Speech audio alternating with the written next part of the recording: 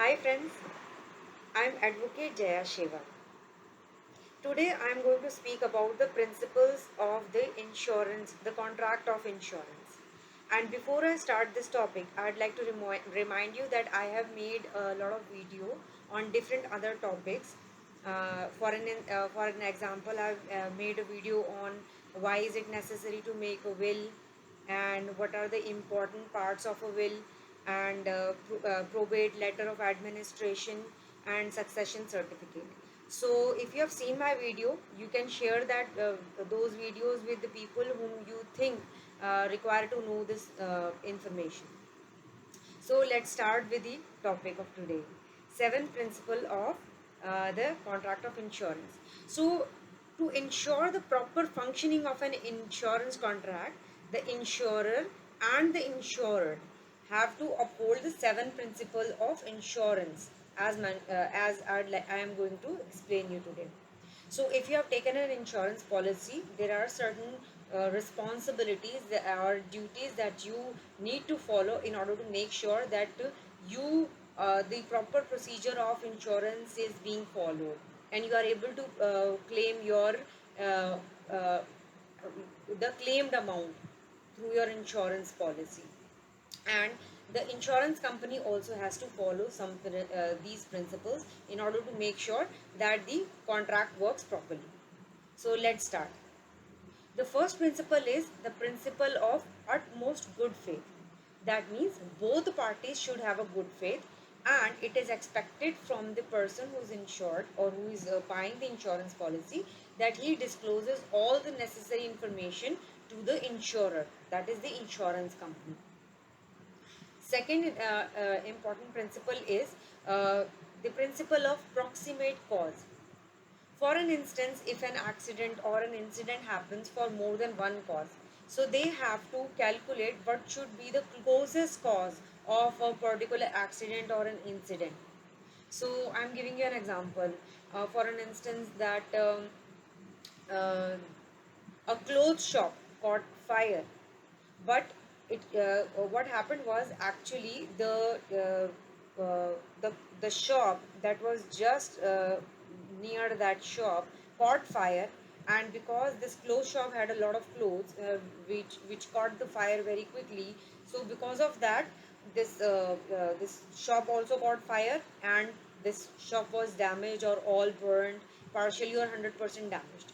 So in that case, you they have to calculate what is the closest reason of that shop getting damaged or catching the fire.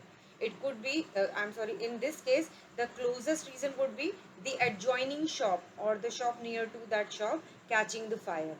Okay. The second reason is that the second most close reason is that the cloth itself had a lot of clothes, because of which the shop itself had a lot of clothes, because of which it caught the fire pretty quickly than as compared to any other material could have caught fire. So this principle of proximate cause helps an insurance company to calculate the reason of the damage, and just to make sure that the money is released in a proper amount and in a proper manner, just to make sure that this was a valid reason, uh, and it is a valid reason to release the insurance amount. The next principle is the insurable interest. That means, for an instance, I am an owner of a car. Okay, so I can get insurance on a property or anything or on something, uh, on which, in case if it is damaged, because of which I may get into loss, or I may like my life will get hampered in one way or the other. I cannot get insurance for somebody else who is not related to me, and if that thing gets damaged, it is not going to affect me in any way. The fourth important principle is the principle of indemnity. That means, um, uh, for an instance, if my loss is equivalent to the rupees 50,000, but I got an insurance policy of 1 lakh, so I will get compensation equivalent to the loss that I have incurred. So we, just to make sure that these insurance activities just to ensure you of the damage that is causing, not to make profits out of it. The next important principle is the principle of subrogation. That means, for an example, if I have a car, I got it insured and it got damaged with an accident, and it's all junk now. I'm not able to use it. An insurance company has fulfilled its promise or its terms and conditions and provided me with the whole insured amount against the car. Now it is the right of the insurance company that how they would like to use that car, or they can take the leftovers of the car. The next principle is the principle of contribution. For an example, if I have got an insurance policy on my car or any other property, okay, and I've got insurance from some other company also, like from two insurance companies, I bought the insurance on the same property. So, in case if I claim the insurance from one company, that one company will communicate the same to the second insurance company and would like to divide the loss or the refund amount that they have refunded me, and they would like to equalize the expense that they have incurred. So, this is called the principle of contribution. The next, the last but not the least, the principle of loss minimization.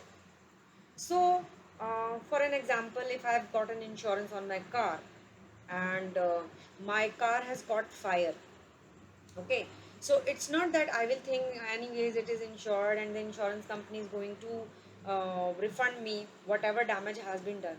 It is my responsibility to try to save my property as much as possible, even if it is insured. So just to make sure that whomsoever is going to refund for the loss is minimized for either of the person. Okay, so I hope these principles will help you understand the rules related to the insurance or your responsibilities that you have to stick to and understand, and it will help you to claim your insurance policy in a better manner in case if you need it. And uh, that's all. And in case if you like my video, do share my videos with the people whom you think it is going to help. And in case if you have any questions, you can ask me in the comment box. I'll try my best to help you and answer the questions as soon as possible. So thank you so much for your time. Stay healthy, stay safe.